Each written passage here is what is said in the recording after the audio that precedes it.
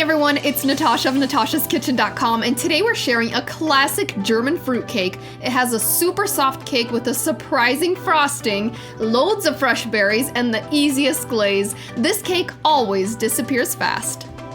Let's get right into it. Preheat your oven to 350 degrees Fahrenheit, and in the bowl of your mixer, beat 3 room temperature eggs on high speed for 1 minute until they're foamy. Then gradually add half a cup of sugar. Continue beating on the highest speed for 8 minutes. The mixture should be whipped and fluffy and form thick ribbons when you pull up on the whisk.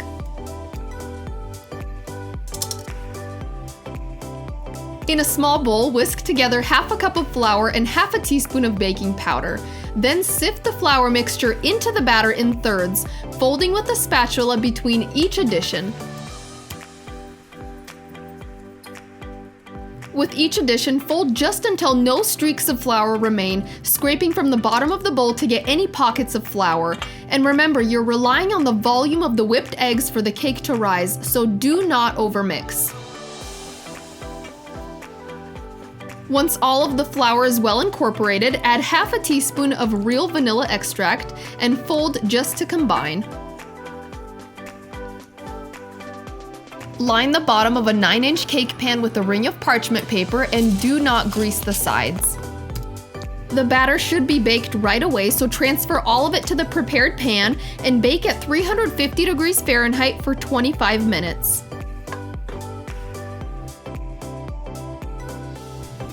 Once the cake is done, let it rest for 3 minutes in the pan, then run a thin-edged spatula around the edges to release it from the pan. Invert the cake onto a wire rack, peel back the parchment paper, and let it come completely to room temperature. Let's quickly prep the fruit glaze. All you need is 3 tablespoons of seedless raspberry jam and 1.5 tablespoons of hot water. Stir those together until well combined, and that's all there is to it. Now we'll whip up the frosting. You'll need 1 cup of heavy whipping cream, and I have a medium mixing bowl that I've chilled in the freezer for 15 minutes. Beat the cream in the chilled bowl on high speed for 1 to 2 minutes or just until stiff peaks form. You'll need 4 tablespoons of instant pudding mix, and I'm using white chocolate flavor, and 3 tablespoons of powdered sugar. Add those in a tablespoon at a time, mixing with each addition.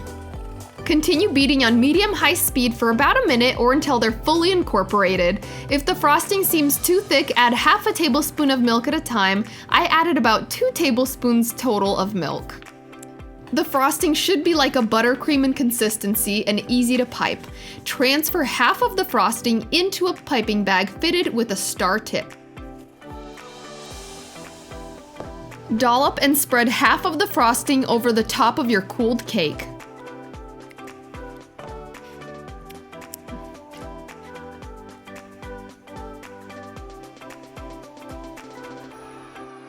You'll need about 2 cups of fresh fruit, and I used a mixture of strawberries, raspberries, and blueberries, but you can experiment with different fruits that are in season. Start with your largest fruit, so I'm gonna place my halved and quartered strawberries, and then add the smaller berries around them. Leave about a 1-inch border to give yourself room to pipe frosting.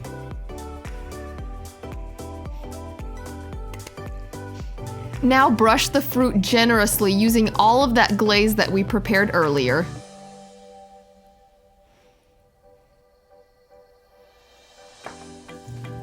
And finally, pipe the other half of the frosting generously around the border.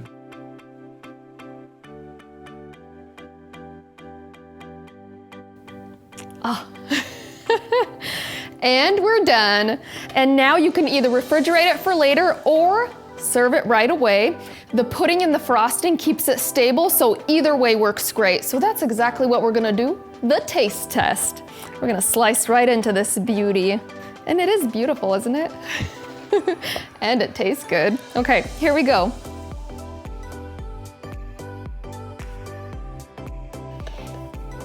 Oh, I cannot wait. Here we go. A big, generous slice, because that's my style. Look at this. Get in close.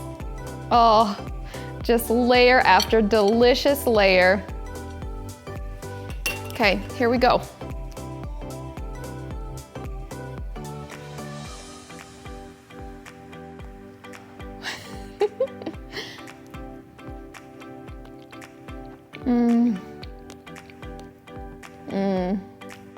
My taste buds are so happy right now.